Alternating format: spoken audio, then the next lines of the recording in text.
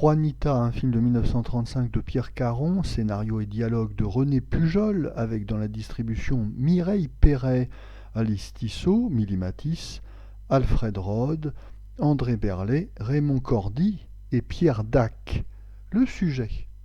Juanita, c'est-à-dire Mireille Perret, jolie tzigane, fait la connaissance d'un élégant vagabond, Alfred Rode, qui, à la vérité, lieutenant dans un royaume balkanique, a quitté son pays pour ne pas épouser une jeune fille qu'il n'aime pas.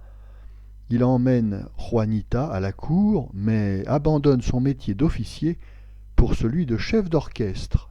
Notre avis.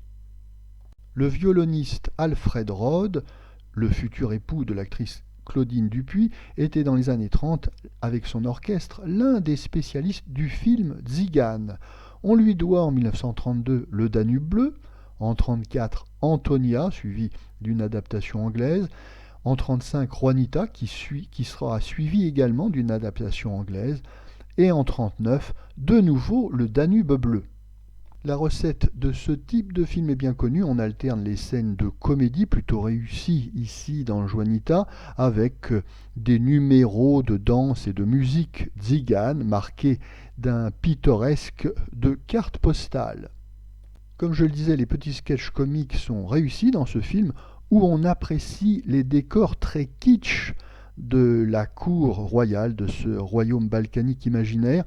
De même, on apprécie les duos comiques formés par la reine, Alice Tissot, et le roi, André Berlet, et entre Raymond Cordy et la fausse gitane, Milly Matisse, qui, à notre grande surprise, interprète ici sans doublage une petite chanson amusante. Toujours dans le registre de l'humour, on notera la présence dans un petit rôle muet de Pierre Dac. On ne sera pas surpris de voir l'actrice Mireille Perret interpréter ici un petit numéro de violon. En effet, elle avait une formation de violoniste. D'ailleurs, dans un autre film, en 1939, Nadia femme traquée, elle aura l'occasion de montrer également tout son talent de violoniste. Pierre Caron réalise ici une comédie musicale bien équilibrée et agréable à regarder, mais qui malheureusement n'atteint pas les standards de qualité du cinéma hollywoodien.